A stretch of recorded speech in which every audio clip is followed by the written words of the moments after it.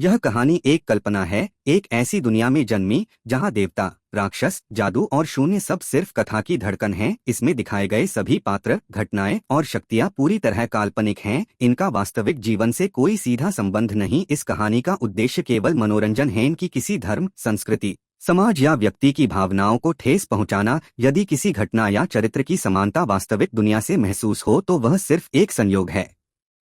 कृपया इस कहानी को एक काल्पनिक ब्रह्मांड की यात्रा की तरह सुनें और वास्तविक जीवन में किसी भी जादू, शक्ति या हिंसा को अनुकरण करने का प्रयास न करें।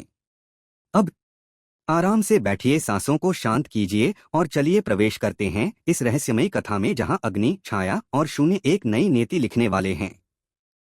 अध्याय 19 देवलोक का अपराध। सत्य का वह रूप जिसे देवलोक छिपाना चाहता था। निर्णय पथ के द्वार ने धीरे धीरे चमकना शुरू किया और उसके भीतर एक सफेद शांत सुरंग उभरी जो किसी मंदिर के मार्ग जैसी लगती थी। अश्वीर सबसे आगे चला, पीछे मीरा और आर्या, जो दोनों इस सफेद चमक से धर-धर कंपा रही थीं। यह रोशनी, उजाला नहीं थी, यह निर्णय था, वह निर्णय जो देवता बिना भाव के देते हैं। जैसे ही तीनों भीतर गए, हवा अचानक भारी हो गई। मीरा ने घुटन सी महसूस की, यह जगह इतनी दबाव वाली क्यों है? आर्या धीरे धीरे बोली, क्योंकि यह देवलोक का सबसे पवित्र और सबसे खतरनाक स्थान है। इस जगह को कहते हैं प्रकाशस भागार। मीरा, यहाँ क्या होता है? आर्या का उत्तर, यहाँ सच्चाई नहीं बोली जाती, यहाँ सच्चाई छुपाई जाती है। अश्वीर रुका, उसकी आंखों में सोने की रेखाएं उभर आईं। प्रकाशस भागार का दृश्य। सभागार के भीतर सैकड़ों ऊंचे स्तंभ, सफेद, विशाल, और उनके ऊपर देवलोक के चिन्ह। बीच में एक गोलाकार परिषद जहां बैठे थे देवलोक के 7 उच्चतम न्यायकर्ता। उनकी आंखें पारदर्शी सफेद, चेहरा बिना भा, स्वर निर्दयी पर शांत।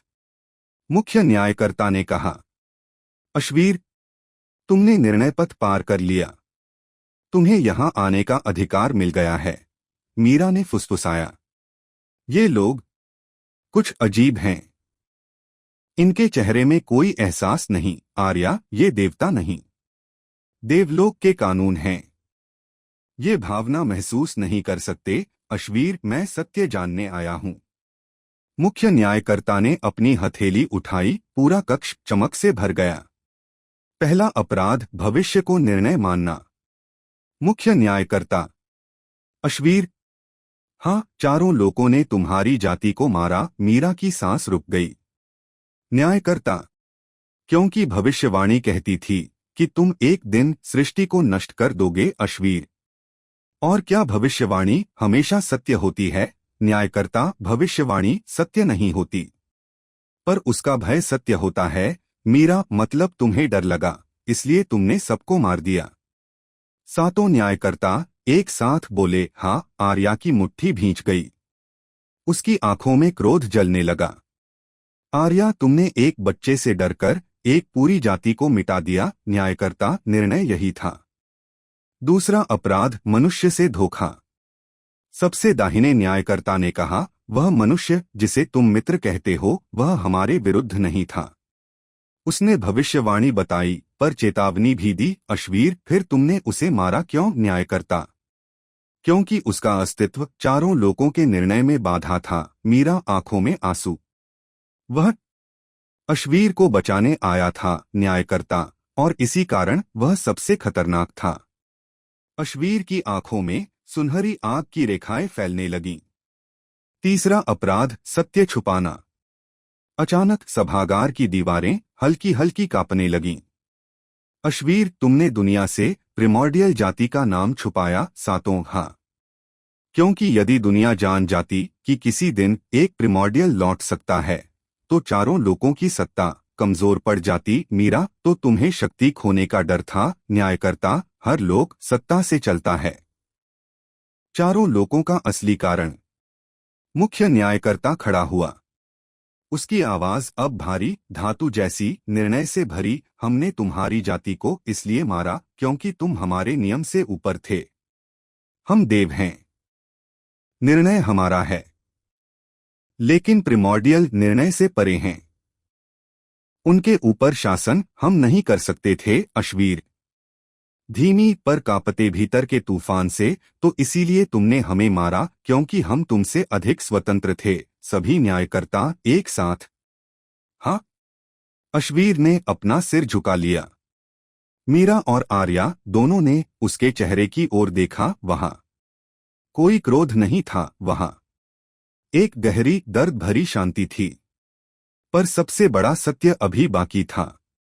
मुख्य न्यायकर्ता ने कहा, अश्वीर, तुम्हारी जाति का अंत चारों लोगों ने नहीं किया। मीरा, तो फिर आर्या कौन? न्यायकर्ता, तुम्हारी जाति का अंत एक प्रिमॉर्डियल ने किया था। तुम्हारी जाति में से ही एक ने विश्वासघात किया। अश्वीर पत्थर जैसी स्थिरता में जमे खड़ा रहा। मीरा का दिल धक धक। आर्या स्तब्ध। न्यायकर्ता, वह कौन था? हम नहीं जानते, पर वह जीवित था और भविष्यवाणी कहती है। सभा में गहरी शांति छा गई। फिर न्यायकर्ता ने कहा, वह आज भी जीवित है। अध्याय 20 प्रिमॉर्डियल विश्वासघाती। वह जिसने अपनी ही जाति को नष्ट किया। प्रकाशस भागार में इतना सन्नाटा उतर गया कि मीरा को अपनी ही धड़कन कानों में सुनाई देने लगी।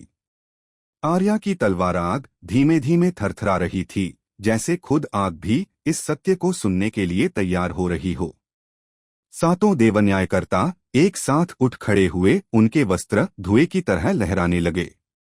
मुख्य न्यायकर्ता ने कहा, अश्वीर, तुम्हारी जाति पर पहला घात चारों लोगों ने नहीं किया था।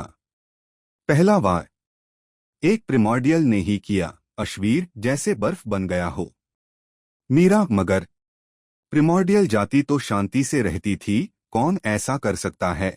आर्या की आंखों में तेज चमक। कोई भी प्रिमॉर्डियल अपनी जाति को कभी नहीं मारेगा, कभी नहीं। मुख्य न्यायकर्ता ने कहा, यही कारण है कि यह विश्वासघाती सबसे खतरनाक था।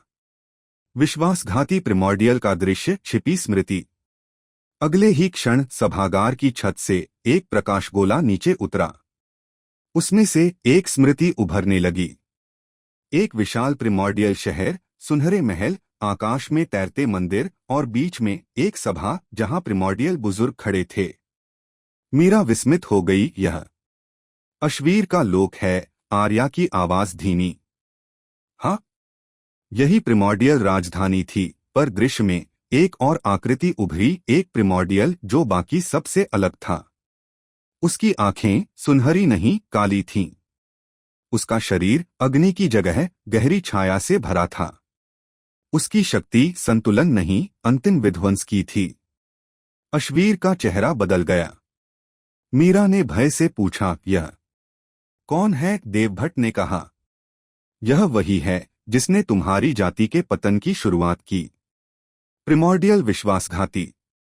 वह कौन था? उसका नाम? अश्वीर ने पूछा, उसका नाम क्या था? सभागार में कुछ क्षण का मौन। फिर न्यायकर्ता बोला, उसका नाम था शैवल। मीरा ने नाम दोहराया, शैवल। आर्या की सांस तेज हो गई। वह प्रिमॉर्डियल इतिहास में सबसे बुद्धिमान और सबसे शक्तिशाली माना जाता था। पर वह सदियों पहले गायब हो गया था। न्यायकर्ता, वह गायब नहीं हुआ। वह अंधलोक में पलायन कर गया। अश्वीर, अंधलोक? तो वह अंधलोक का राजा न्यायकर्ता नहीं, अंधराज नहीं। अंधराज उसकी छाया मात्र था। मीरा स्तब्ध। मतलब अंधराज अश्वीर को रोकने के लिए शैवल ने ही बनाया। न्यायकर्ता, हाँ। विश्वासघात क्यों किया? कारण क्या था? अश्वीर की आवाज धीमी पर गहरी। उसने क्यों? न्यायकर्ता, शैवल ने कहा, प्रिमॉर्डियल जाति बहुत शक्तिशाली हो गई है और शक्ति हमेशा सत्ता को उलट देती है। वह चाहता था एक नई व्यवस्था जहां सिर्फ वही निर्णय ले। मीरा, मतलब उसने अपनी जाति को सत्ता के लिए धोखा दिया? न्यायकर्ता, हाँ। पर असली कारण सिर्फ सत्ता नहीं था। आर्या, तो क्या? मुख्य न्यायकर्ता, वह भविष्यवाणी को अपने लिए चाहता था। अश्वीर की आंखें फैल गईं। भविष्यवाणी? मेरे बारे में थी न्यायकर्ता। हाँ, और शैवल चाहता था कि वह शक्ति उसके हाथ लगे, न कि तुम्हारे। सबसे काला सच, शैवल जीवित है। दृश्य अचानक अंधेरा हुआ। सभागार में कांपती हुई आवाज गूंजी, और वह आज भी जीवित है।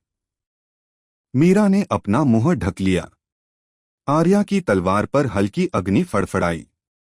अश्वीर कहा, मुख्य न्यायकर्ता, वह अंधलोक और शून्यलोक के बीच की दरार में छुपा है। वह कभी नहीं मरा, क्योंकि उसने अपनी आत्मा को अंधलोक की छाया से बांध दिया था। मीरा, तो अंधराज की असली शक्ति भी उसी से आती थी। न्यायकर्ता, हाँ, अंधराज सिर्फ एक कठपुतली था, विश्वासघाती की योजना। प्रकाश गोला फिर चमका। एक दृश्य उभरा, शैवल चारों लोकों के दूतों के सामने। उसकी आंखों में पागलपन जैसी चमक। प्रिमॉर्डियल जाति मेरे आगे झुकेगी या नष्ट हो जाएगी। दूत, तुम अपनी जाति को क्यों मारना चाहते हो? शैवल, क्योंकि मैं नया निर्णय बनूंगा, और निर्णय मुझसे शुरू होगा। सभागार में गहरी खामोशी। अश्वीर अब बिल्कुल शांत नहीं था। उसकी आंखों में दोनों जन्मों की ज्वाला थी। देवलोक का अंतिम सच, यह युद्ध अभी शुरू हुआ है। मुख्य न्यायकर्ता अश्वीर, शैवल तुम्हारा सबसे बड़ा दुश्मन है, और उसकी पहली मंशा तुम्हें खत्म करना है, क्योंकि तुम्हारे जीवित रहने का मतलब है उसकी भविष्यवाणी का खंडन और उसका अंत। मीरा की आंखें भर आईं। तो शैवल अश्वीर का हत्यारा भी है, और भविष्य का शत्रु भी। आर्या, और अब वह जानता है कि अश्वीर जीवित है। न्यायकर्ता, हाँ, और अब वह आ रहा है। अध्याय 21, शैवल की परछाई। वह अंधेरा जो किसी भी देवता से तेज चलता है। देवलोक के प्रकाशस भागार में हवा अचानक भारी होने लगी।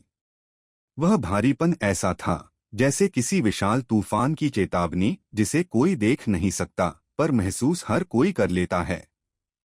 मीरा ने कांपते स्वर में पूछा, आरव, कुछ कुछ अजीब महसूस हो रहा है। आर्या ने तलवार कसकर पकड़ी। उसकी आंखें चारों ओर घूम रही थीं।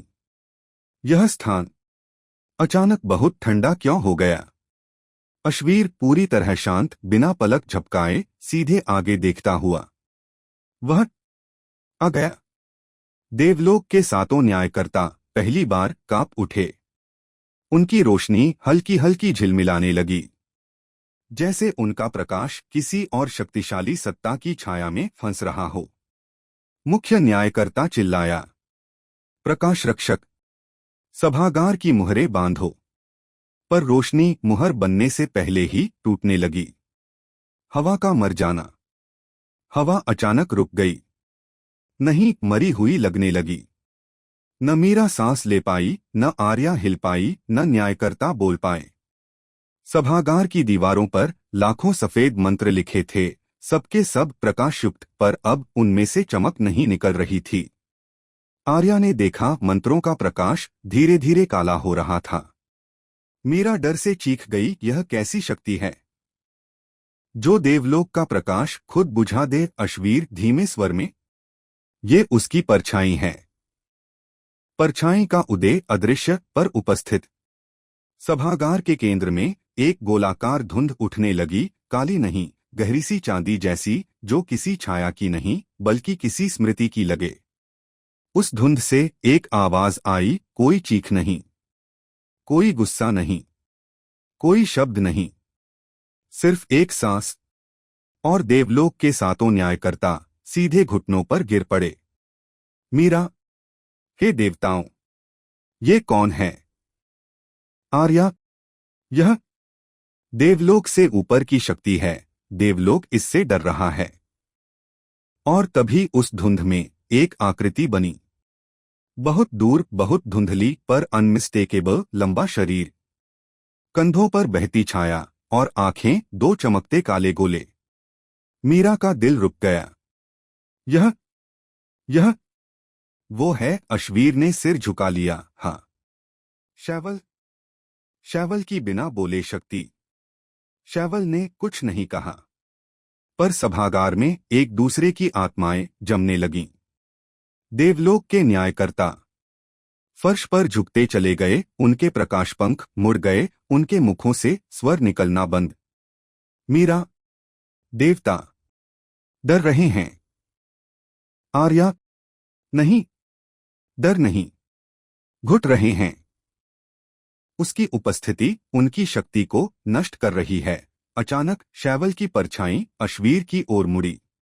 वह पूरी तरह स्थिर, वह सांस लेना भी भूल चुका।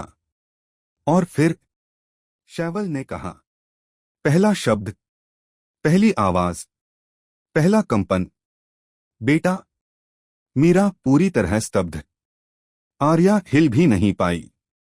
अश्वीर पत्थर जैसा, क्योंकि यह सत्य उसे भी नहीं पता था। देवलोक का छिपा सत्य शैवल कौन था?